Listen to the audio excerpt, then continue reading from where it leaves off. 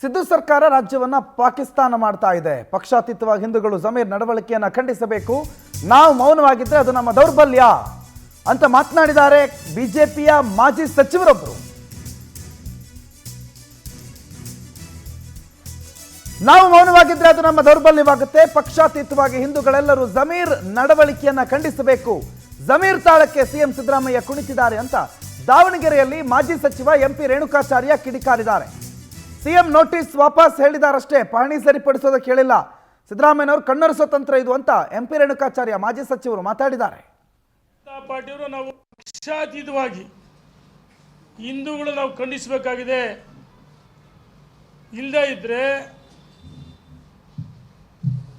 ನಾವು ಇದೇ ರೀತಿ ಮೌನಕ್ಕೆ ಶರಣಾದರೆ ಇದು ನಮ್ಮ ದೌರ್ಬಲ್ಯ ಅಂತೇಳಿ ಸನ್ಮಾನ್ಯ ಸಿದ್ದರಾಮಯ್ಯನವರು ಜಮೀರ್ ಅಹ್ಮದ್ ತಾಳಕ್ಕೆ ತಕ್ಕ ಕುಡಿತಾ ಇದ್ದಾರೆ. ವಕ್ಫ್ ಆಸ್ತಿ ಪ್ರತಿ ದಿವಸ ಮಾಧ್ಯಮದಲ್ಲೂ ಸಹ ಈ ಧಾರಾವಾಹಿ ಥರ ತೋರಿಸ್ತಾ ಇದ್ದಾರೆ.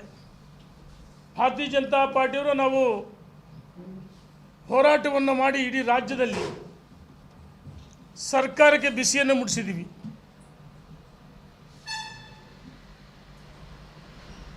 ಸನ್ಮಾನ್ಯ ಸಿದ್ದರಾಮಯ್ಯನವರು ರೈತರಿಗೆ ಕೊಟ್ಟಿರುವ ನೋಟಿಸನ್ನು ವಾಪಸ್ ಪಡಿಬೇಕು ಅಂತ ಅಷ್ಟು ಹೇಳಿದ್ದಾರೆ ಅಷ್ಟೇ.